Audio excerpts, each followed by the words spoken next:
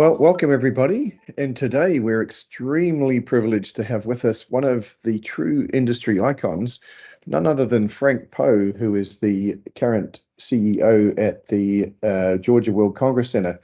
Uh, Frank has probably forgotten more about the venue industry than most of us will ever know.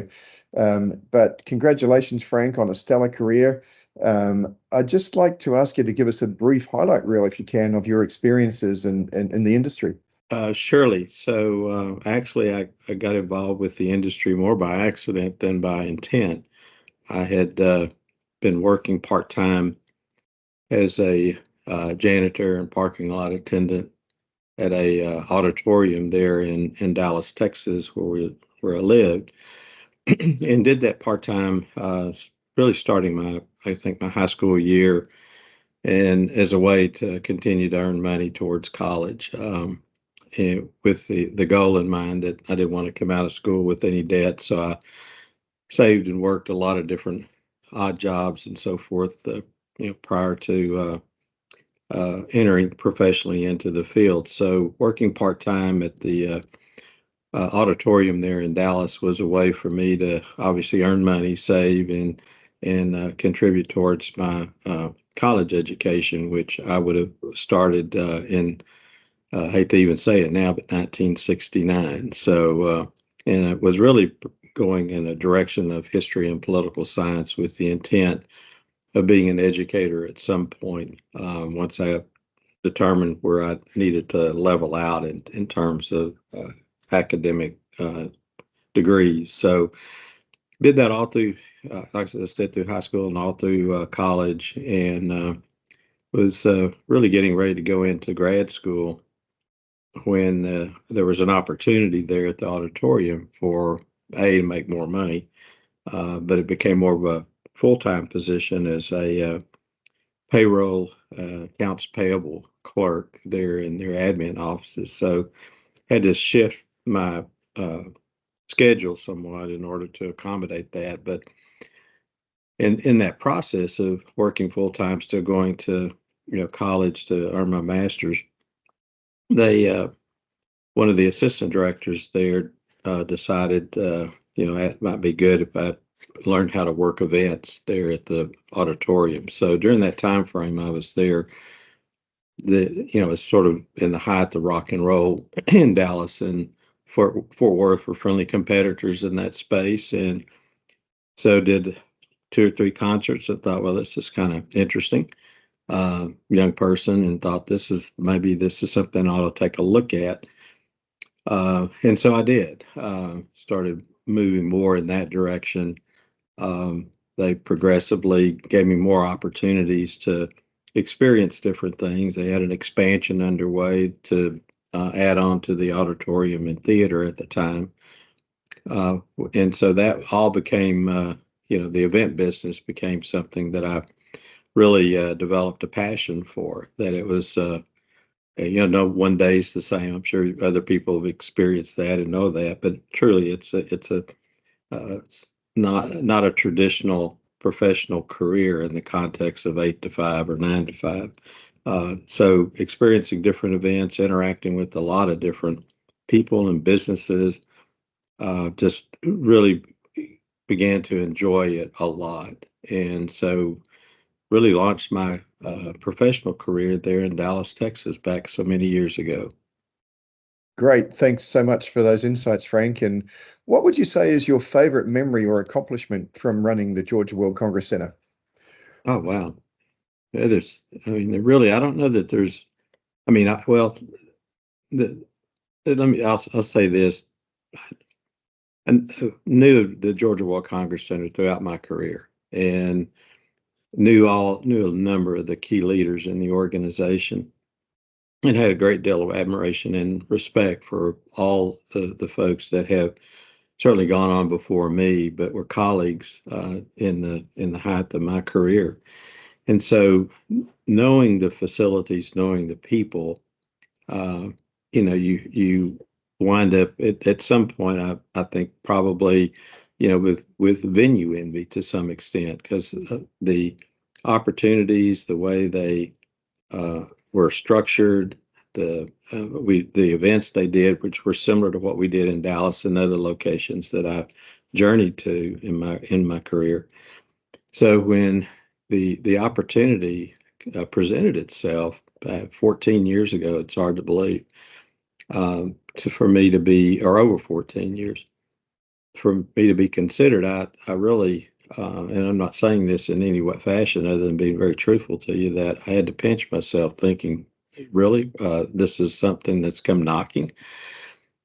And initially, because I knew the folks there so well, that I was a bit surprised that that I was asked to consider applying for it, and I turned them down. I turned down the headhunter a couple of times in that process just because I knew the folks and their capabilities and the structure that was in place. And then, was finally, convinced by the headhunter that they really did and were looking for an individual outside the organization for whatever the board's reasons were.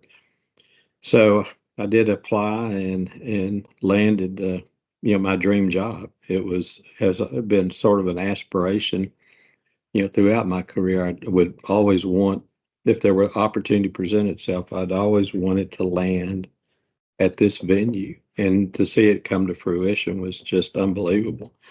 So I think that really, if you look at my span, is really having that opportunity to lead the organization I had such a great deal of admiration and respect for, and to be a part of that and work with a great board. I would point that out probably as sort of the greatest thing that's ever happened in my career. In terms of venue management, you can always point to projects or activities, and they're all important. They're all great and wonderful things, and we've been blessed to experience that type of growth and change here at this facility.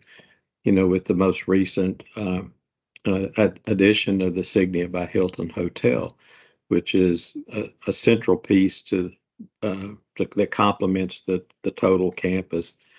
I mean, I could point to the relationship with the Atlanta Falcons. I've had relationships with NBA teams in Dallas, with the Mavericks, the Dallas Stars, when they played Reunion Arena, and was the lead negotiator on helping bring that team to Dallas from Minnesota.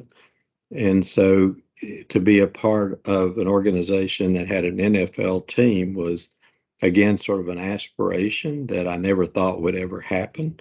But to be a part of an organization where that's a key partner for the authority, and to be in the process of developing a new stadium and negotiating that deal with tremendous individuals with the Falcons organization, is another career change, or plum, if you will, that I've been able to experience. But none of that would have happened but for me being asked to apply for this position and then being able to secure it.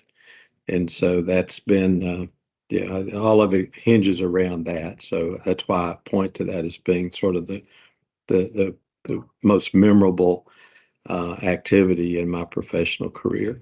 What advice would you give future venue and event management leaders, people who are looking to get into the industry? What would you suggest to them that they do, or how they approach this? I thought about that since saw the list of potential questions, and you try to reflect back. What sort of advice would I give someone? Well, there's the obvious things of it's an industry that rewards hard work and performance. It's an industry that is not for everyone. So an unstructured personal life is a sacrifice that you make if for a career that you have a passion for. Uh, so it's I think it challenges one to really reflect upon what are their priorities in life, because it's such a demanding field. Because you're really, as one would say, working when others are playing, or you're supporting events that for that individual or that group is the most important activity for them. And so sacrificing self in the furtherance of their dreams and aspirations is an aspect that one has to come to grips with, because it's not about me. It's about that event, that organizer, that uh, bride, if you will, if it's a wedding or whatever it may be. So being able to check your ego at the door and allow others to take credit for the success of their event, even though you had maybe had a part in that or a role to play. But it's really one that it's an industry that challenges people to have that sort of introspective look and capability of saying I'm in it for others, and certainly hope to be rewarded along the way. But I'm in it to support others' goals and aspiration for their activity. Thanks, Frank. Now, you've spent a lot of time in Atlanta. Can you tell us what you love most about the city? As the natives would say, it's a city in a forest. It's a beautiful city. The geography, the diversity of ethnicities in the metropolitan area. Um, I mean, any day of the week, in almost any hour, you'll see license plates on cars from all over. So it's a magnet for people that want to experience the South in an urban area that's a beautiful city with a lot of diversity of cultures and ethnicities. And so you find yourself, if you allow yourself to get immersed in the city, and we live in the city, so we live in a condo, actually about 4 miles from the building. So we see it up close and personal every day, and really enjoy that diversity of interest and opportunities to allow us to expand our own horizons, beyond what we may have gotten in another location. So I think that's probably our biggest takeaway on in Atlanta, because you can always find shopping, always find buildings, always find great restaurants, and all of that exists here. But it's the geography, the as I said, the city in a forest, and the diversity of culture and ethnicities that allow you to see the world without never necessarily having to travel around the world. And last question, Frank, what are your plans once you retire, so to speak? What are you going to do? Sure. It's like everyone's life goes through different phases. You're born, you're a young child, you're a teenager, adult, maybe get married. All those things are phases, have a career. So this is just another phase, uh, in our life journey, and allows us the flexibility to do more travel. We love to travel. We've been to different parts of the world. There's others that we'd like to explore that we haven't had an opportunity to visit. So that and volunteer work. We'll still dabble. I mean, I still volunteer to, the events world. I've already reached out to some folks about volunteering for different, committees and so forth that are still attached to the events world. And so continue to support and help where I can, but we'll stay active. We won't sit on a sofa somewhere or easy chair watching television all day. Well, Frank, again, thank you so much for your insights. It's been an absolute pleasure to speak with you.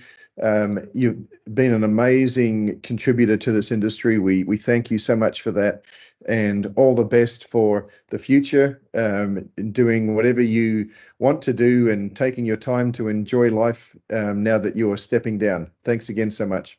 Absolutely, Steve. My pleasure, and we look forward to. I'll be in Portland, so I look forward to hopefully touching base with you there.